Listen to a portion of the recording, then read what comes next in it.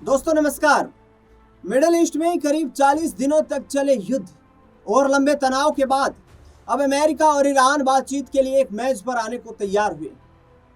इस अहम बातचीत के लिए ठिकाना चुना गया है पाकिस्तान की राजधानी इस्लामाबाद को।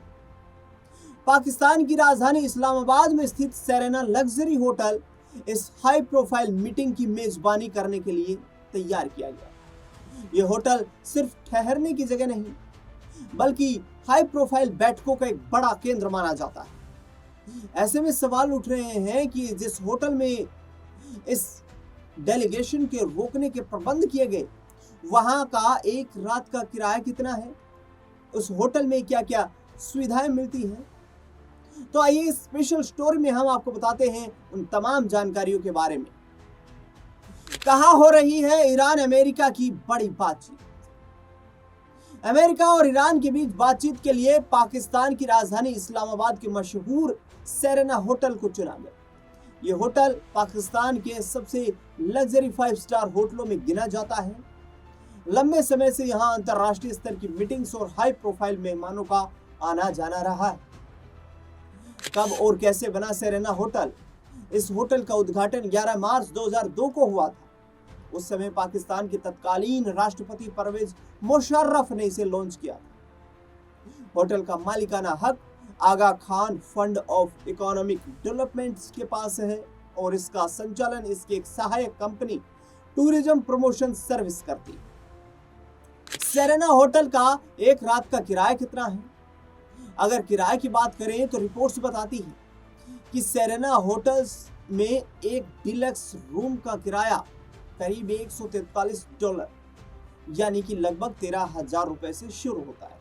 कई बार ये कीमतें $150 से $200 तक पहुंच जाती है। एग्जीक्यूटिव रूम का किराया $200 से $250 यानी कि करीब 23,000 रुपए तक माना जाता है।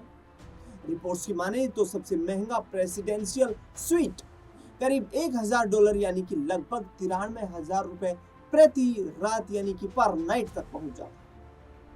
डिजाइन और बनावट और व्यू आखिरकार इस होटल का क्यों खास है?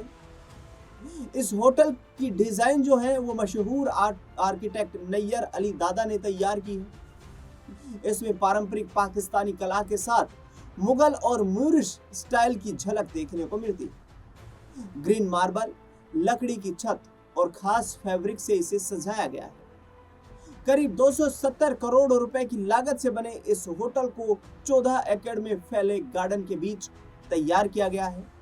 यह होटल शहर के बीचों बीच स्थित है और इसके आसपास मार्गला हिल्स, रावल झील जैसे खूबसूरत लोकेशंस भी मौजूद हैं। होटल के कई कमरों से पहाड़ियों का सीधा व्यू भी मिलता है जो इसे और भी खास बनाता है। दरअसल कितने कमरे और क्या सुविधाएं हैं ये जानकारी भी आप तक देते हैं।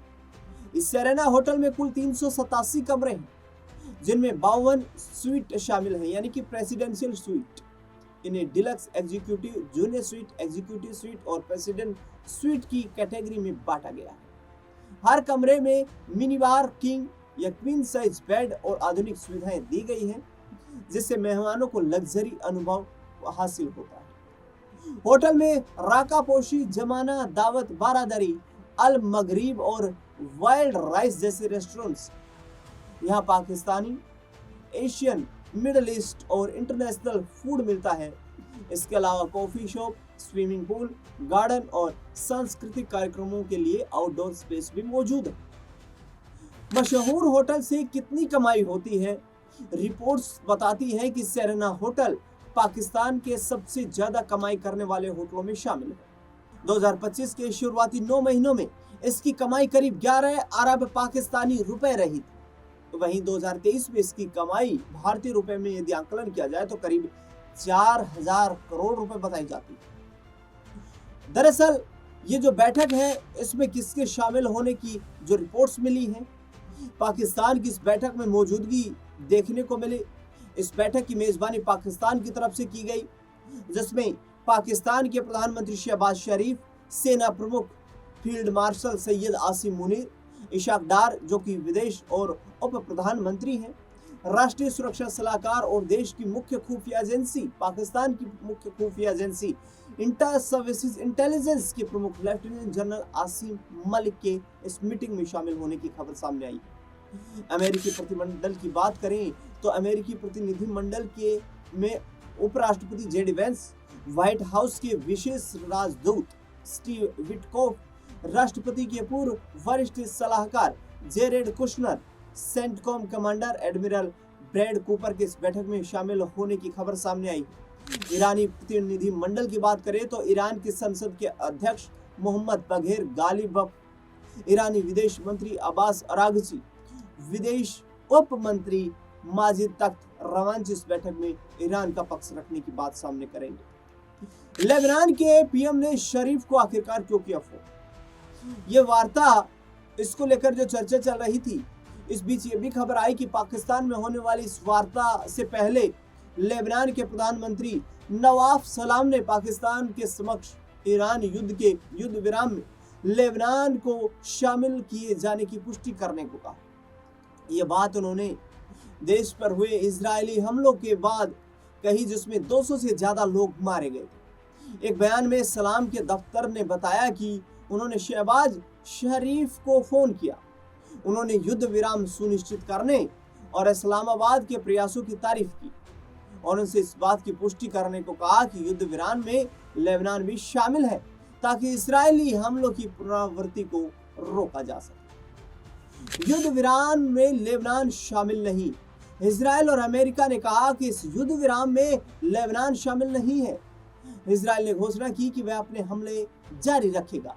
इससे पहले ईरान की संसद के अध्यक्ष मोहम्मद बघेर गालिबफ ने चेतावनी दी थी कि तेहरान लेबनान को युद्ध विराम का एक अभिन्न अंग मानता है। उन्होंने हमलों के खिलाफ कड़ी जवाबी कार्रवाई की धमकी भी दी। यानी कि लेबनान का मुद्दा जो है वो अभी इस जंग का रुख क्या होगा उसको तय करेगा।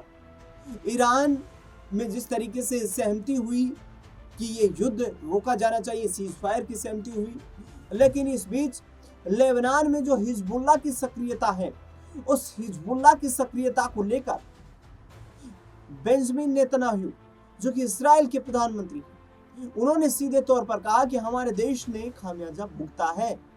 हिजबुल्लाह को जब तक जमींदोज नहीं कर दिया जाता है, बर्बाद नहीं कर दिया जाता है, किसी भी तरीके के सीज फायर पर इस्राएल सहमत नहीं होगा।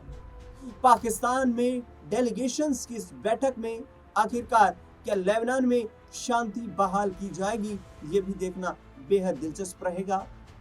पाकिस्तानी प्रधानमंत्री शहबाज शरीफ की तरफ से बार बार ये कहा जा रहा है कि हम लेबनान में भी शांति स्थापित करने के लिए प्रयास कर रहे हैं, लेकिन क्या ईरान उन्हें गंभीरता से लेगा, अमेरिका उन्हें गंभीरता से लेगा? क्योंकि पाकिस्तान के प्रधानमंत्री शहबाज शरीफ अपनी इस मध्यस्थता की कार्यशैली के चलते दुनिया भर में थू थू करवा चुके हैं।